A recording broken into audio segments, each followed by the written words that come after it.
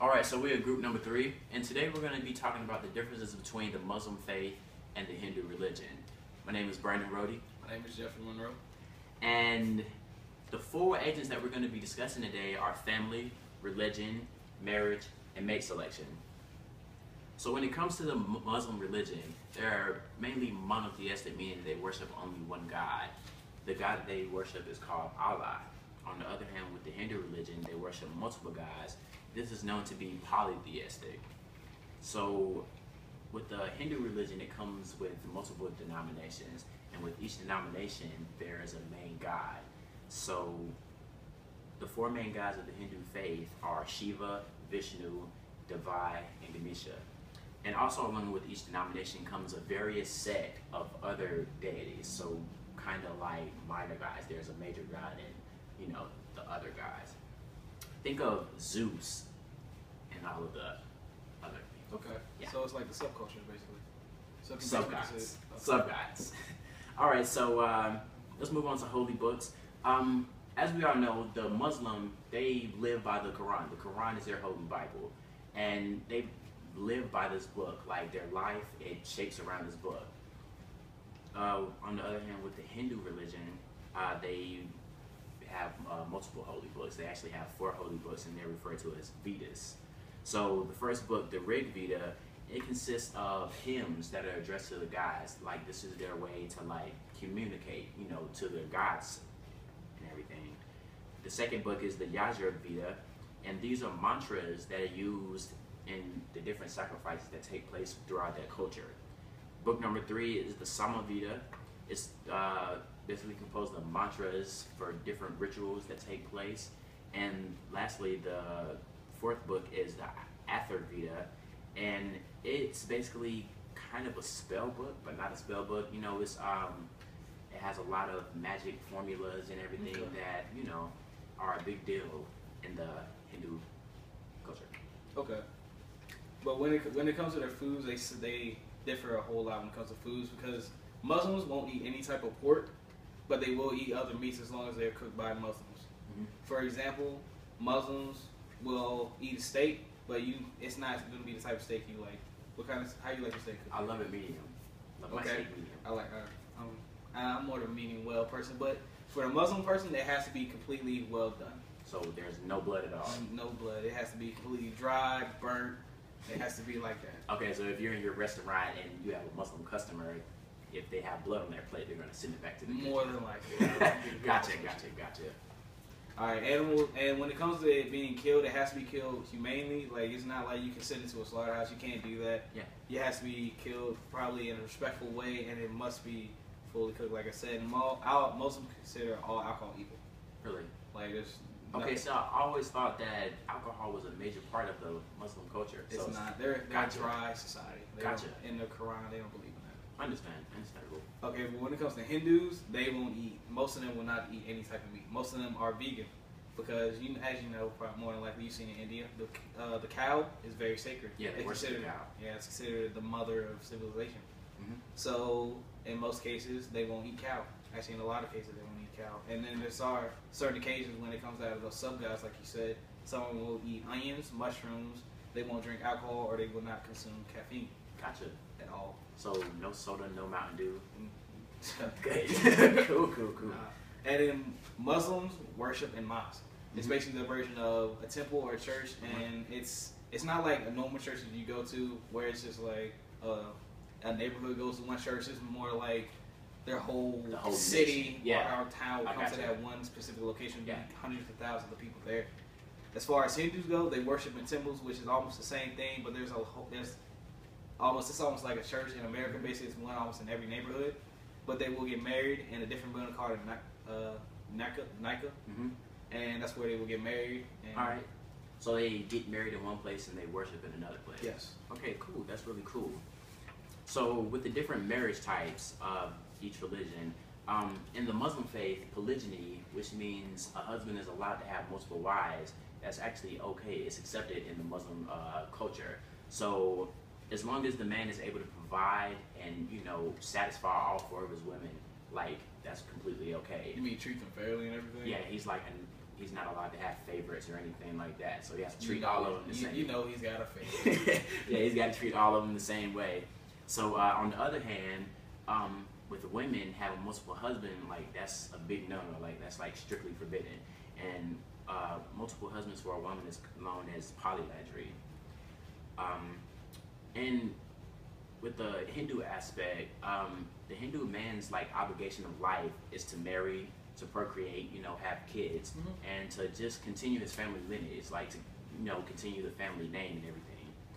Which I can kind of understand that. That's like that kind of is a big deal. It sounds like a big deal in life, honestly. Yeah, I agree. With marriage, a lot like our culture, marriage, you're not just uniting two people, you're ultimately uniting, you know, two families to become, you know, one huge family. So it's like a wedding in America with a little bit more depth. Yeah. Because family to the Indian culture, like the Hindu culture, it's like family is everything. And a lot of them, they actually live in houses like all together. So if you go into a household, there'll be maybe 4 different generations that are living there. So just to finish that off, usually there are arranged marriages as well as love marriages. But with the arranged marriages, the fathers actually come together and actually kind of do like a kind of blind date type thing and actually bring the bride and groom together. And that's how the families are also like ultimately united. Okay. That's cool. Yeah. As far as the ceremonies go, Hindus, their marriage ceremony is primarily based on the marriage of Sun Ra, which is the sun god, and to Ashwin Kumar, which is basically a person, basically the highest deity in the Rig Veda. Yeah. And it's basic, and the Rig Veda is the oldest thing, so it's considered their main Bible. Like you said, their sub gods and stuff are in those other 3 books, like you said. But the Rig Veda is their main god. It's basically like the Holy Bible in America. Gotcha. Yeah. So that's how they get married. And then Muslims are very different. It depends on the culture. They are not held in mosque. They are held in mosque, but sometimes most families will try to keep it to themselves. So they are very conservative, very private culture, and they don't run really things to be out like that. Gotcha. So they kind of like, do they invite like the family and friends and everything?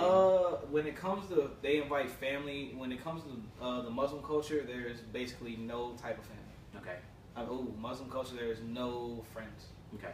No friends, there's no close friends, there's no like, hey, how are you friends? It's all family. They want to keep it in the family. Right. And then you can tell your friends. But when it comes to Hindus, you can bring like your closest friends. Like you can have like a best man first and all that type of thing.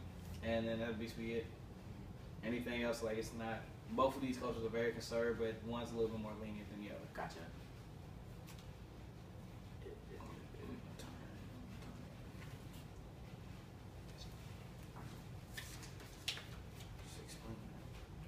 During a traditional Muslim wedding, like I just to go in a little bit more depth, the Muslims will only invite family. Like it's like immediate family. It's not like cousins. It's mainly the father, the mother, and any like relatives, like siblings. Those are the only ones allowed there. And Hindus will invite extended families, like cousins and things like that. So with a Muslim, it's basically the parents of the bride and groom, and then the immediate brothers and sisters. Yes. Okay, cool. Gotcha. And for Hindus, it'll basically be the same thing, but they'll allow some friends in there. Yeah. But they're still a little bit conservative about it as well. Gotcha. Flip the slide. So things to remember: whenever you're attending a Hindu wedding, there's a lot more color compared to a Muslim wedding. The Hindu are a lot less conservative than the Muslims. On the other hand, if you're attending a Muslim wedding, it's important to be very conservative with your dress, not to show a lot of skin, and not to dress too provocative, because as we talked about before, like, you know, it's just a big no-no. Very conservative society. Yeah, very conservative.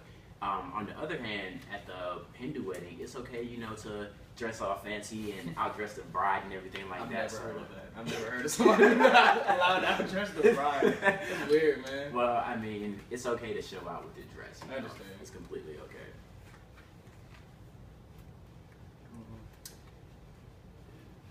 All right, and here's just a quick video of, you know, just a quick Muslim, you know, Hindu fusion wedding, you know, being united.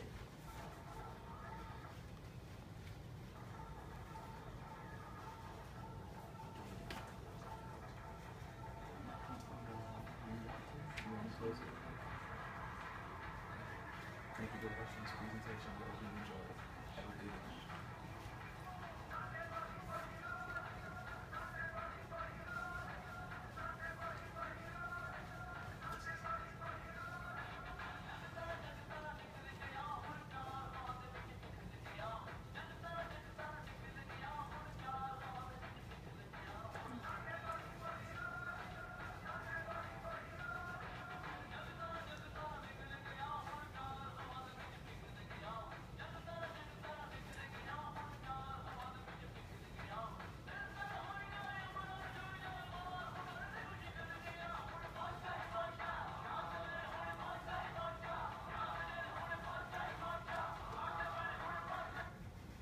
All right,